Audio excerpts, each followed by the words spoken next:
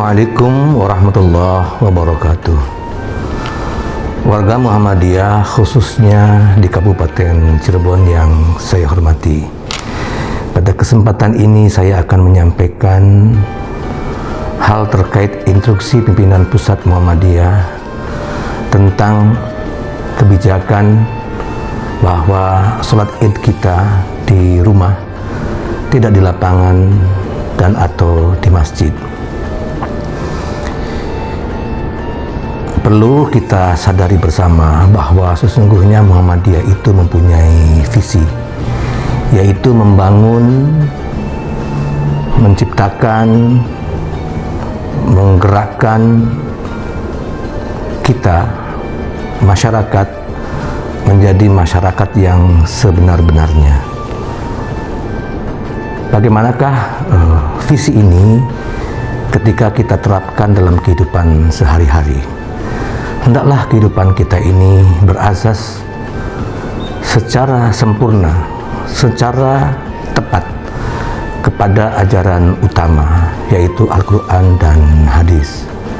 Seraya tentunya sesuai dengan apa yang menjadi ketentuan konstitusional, juga ketentuan perundangan dalam kehidupan kita berbangsa dan bernegara. Dalam konteks yang aktual, kita sedang ada dalam pandemi. Bagaimanakah pimpinan pusat Muhammadiyah menyimpulkan hukum bahwa Idul Adha kita itu nanti sholatnya di rumah. Dalam hal ini perlu kita sadari bahwa karena masalah Idul Adha ini terkait erat dengan masalah hukum Islam, fikih Islam, maka cara berpikir yang harus melekat pada kehidupan kita dalam proses menyusun hukum harus menggunakan kaidah-kaidah hukum. Dari itu, pada kesempatan ini saya akan menyampaikan terkait dengan dasar hukum bagi kebijakan pimpinan pusat untuk kita beridul adha di rumah, baik sholat idul adha ataupun kemudian ketika kita menyembelih hewan kurban itu disembelih di tempat peternakan atau penyembelihan di luar rumah kita. Kita tahu bahwa dalam kaidah hukum sekurang-kurangnya ada dua yang harus diterapkan dalam kehidupan kita menyoal masalah COVID ini, yaitu yang pertama adalah kaidah al-masyaqqah tajlibut taisir. Kesulitan itu menghadirkan kemudahan. Dan yang kedua, ad-dararu yuzalu. Kemadaratan, kebahayaan itu harus dihilangkan. Hal menyangkut masyaqqah, hubungannya adalah bahwa suatu kesulitan itu menghantarkan kepada dimensi kemudahan. Adapun menyangkut masalah darurat, hal yang membahayakan, maka akan menimbulkan sesuatu yang diharamkan, maka dibolehkan. Masyaqqah itu ada dua, ada masyaqqah mu'tadah dan ada masyaqqah ghairu mu'tadah. Masyaqqah mu'tadah itu artinya adalah kesulitan biasa. Adapun masyaqqah ghairu mu'tadah adalah kesulitan yang tidak biasa. Akan halnya kita beraktivitas kehidupan sehari-hari seperti mencari nafkah, maka pada umumnya pencari nafkah itu bertemu dengan kesulitan. Jadi kesulitan saat kita mencari nafkah tidak disebut sebagai masyaqqah ghairu mu'tadah, tapi disebut sebagai masyaqqah mu'tadah. Apabila kita mempertahankan hidup sebagai suami misalnya dengan menjadi kuli kasar lalu bertemu dengan Ramadan, maka sesungguhnya menjadi kuli kasar ini tidak menghadirkan kebijakan hukum padanya untuk meninggalkan puasa atau mendapatkan rukhsah menggantinya di hari-hari di luar puasa Ramadan.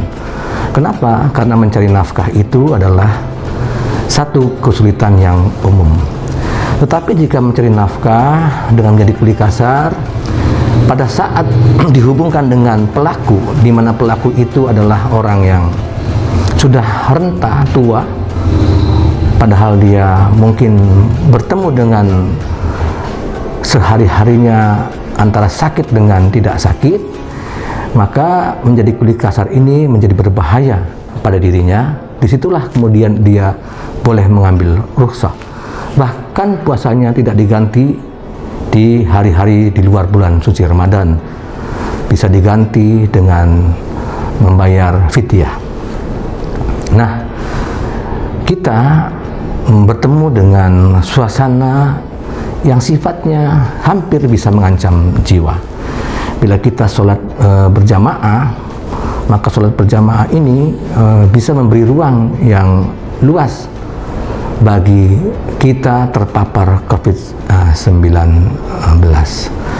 Dalam tataran fakta yang dilaporkan kepada Muhammadiyah, bahwa kehidupan berjamaah di masjid itu ternyata lebih sering terlihat tidak mentaati protokol COVID-19. Kemungkinan kalau kita sholat Idul Adha di masjid atau di lapangan akan seperti halnya apa yang sudah berkembang di masyarakat, yaitu karena tidak taat protokol akan membahayakan kita. Sedangkan jika konteks bahaya itu menjadi term yang paling aktual, maka sesungguhnya kaidah fikih la ad-dararatu yuzalu, bahaya itu harus dihilangkan, berperan dalam konteks ini, di mana kita akan bertemu dengan bahaya, dan bahaya itu harus dihilangkan. Kaidah fikih ini diilhami oleh hadis Nabi SAW, la darara wala dirara. Tidak boleh ada bahaya dan tidak boleh berbuat bahaya. Jika kita sholat di masjid atau di lapangan di Idul Adha nanti, maka kita berarti mengadakan bahaya, karena prinsip penyebaran COVID itu adalah tidak mentaati protokol. Lalu kemudian kita pun menjadi orang yang membahayakan orang lain. Mungkin ada pertanyaan bahwa kita akan mentaati protokol saat nanti beridul adha di lapangan. Sungguh bahwa dalam kaidah fikih lain dinyatakan darul mafasid muqaddamun ala jalbil masalih. Dalam sholat berjamaah Idul Adha di masjid maupun di lapangan ada maslahat, tetapi bertalian dengan madarat. Hendaklah kita mendahulukan supaya tidak terjadi kemadaratan daripada maslahat. Dari itu Muhammadiyah menyimpulkan sebaiknya sholat Idul Adha itu di rumah. Dan ketika kita ada di rumah, tentu ada pertanyaan, apakah ada dalilnya? Dalilnya adalah sistem berpikir hukum yang saya terangkan tadi. Kita menggunakan pola kolaborasi dalam menyimpulkan kepastian hukum menggunakan kaidah-kaidah fikih. Kenapa kaidah-kaidah fikih yang dipakai? Karena kita bertemu dengan objek ubudiyah secara konteks hukum. Bagaimana kebenaran melaksanakan ibadah di rumah? Itulah kemudian kita menyebutnya dengan dalil al-masyaqqah tajlibut taisirah.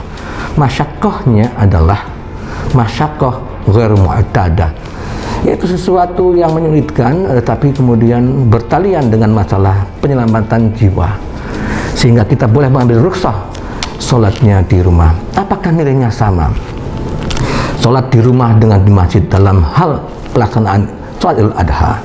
Nilainya sama, karena di Muhammadiyah itu mengajarkan kehidupan kita tercerahkan.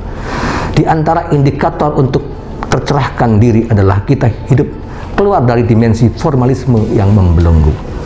Sesungguhnya ketika kita sholat seperti lazimnya sholat Idul Adha di lapangan atau di masjid, itulah wilayah-wilayah yang sifatnya formal. Bahkan menyembelih kurban pun adalah ubudiyah formalis. Kendati pun kita sholatnya di rumah, kita bisa mengambil substansi daripada misi Idul Adha.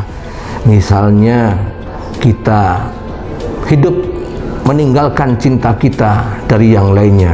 Dalam arti lain, tidaklah di Idul Adha itu kecuali kita membangun insaf diri, yaitu bahwa cinta kita kepada Allah Subhanahu wa Ta'ala, akidah kita segala-galanya daripada yang lain.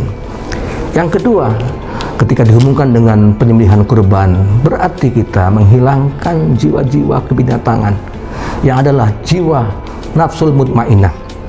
Dan hidup kita sebagai makhluk sosial digambarkan kita dari hasil penyembelihan itu memberikannya kepada fakir miskin. Kita diajarkan secara filosofis untuk hidup berempati kepada sesama. Di Idul Adha itu jadikan momentum kita untuk bisa mencintai sesama. Kita di situ bertemu dengan Idul Adha, tidak pernah hilang.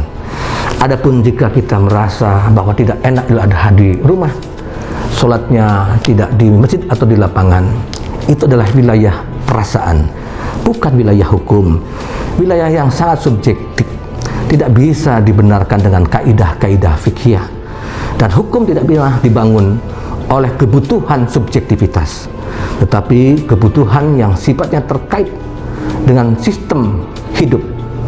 Apakah ia menyangkut hal yang merugikan diri sendiri ataukah orang lain? Apakah ia menyangkut persoalan penerapan apa yang sudah diajarkan oleh agama ataukah tidak? Dan saya kira apa yang telah diputuskan oleh pimpinan pusat Muhammadiyah sudah sangat tepat, dan kita insya Allah berada di dalam masyarakat yang divisikan oleh Muhammadiyah, yaitu masyarakat yang sebenar-benarnya. Dari itu saya sebagai Ketua Pimpinan Daerah Muhammadiyah Kabupaten Cirebon mengajak kepada segenap masyarakat Muhammadiyah, terutama pimpinan cabang, pimpinan ranting, untuk melaksanakan Idul Adha salat di rumah dengan keluarga masing-masing.